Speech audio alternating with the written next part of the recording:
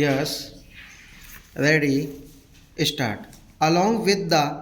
formation of the Central Command and the Rapid Development Force of the United States, this area which had been free from nuclear threat will now have this threat for times to come, and we have to ponder over it, and government will have to do some serious thinking how to neutralize and how to minimize its effect, the threat which is to our country. If we also compare India's track record as far as nuclear energy development program or use of nuclear energy is concerned, we will see that right from the early 50s or even the late 40s,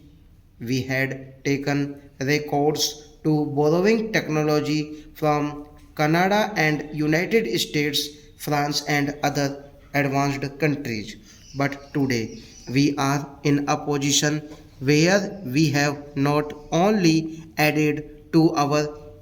indigenization efforts and innovated and reached a position of self reliance in technology, but we are also in a position where we can help other third world countries. In the last general body meeting of the International Atomic Energy Authority in Vienna, the superpowers were not keen to transfer technology to the poorer and the developing third world countries who are at the moment suffering from shortage of funds as well as energy. But on the other hand, pressure was put on India to sign the NFT, which India rightly has been refusing,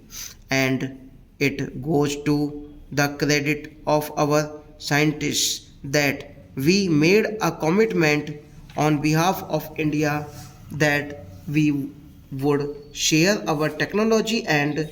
our expertise in the field of nuclear power generation with the developing third world countries at a time when nobody was willing to share it with them. While we have been keeping up to our principles and thesis of peaceful use of atomic energy and have gone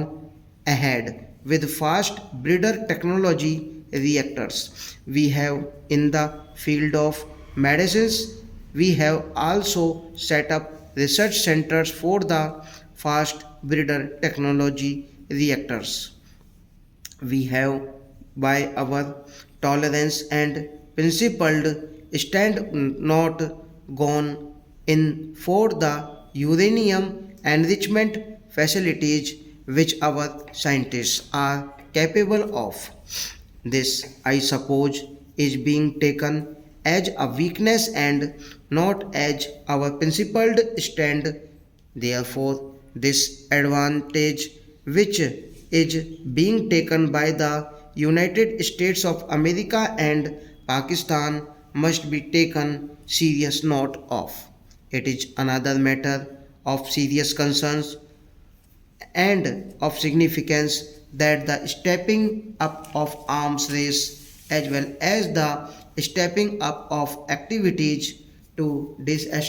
destabilize our country were intensified in 1980 and more, especially after then 7th non-aligned conference here in Delhi stopped.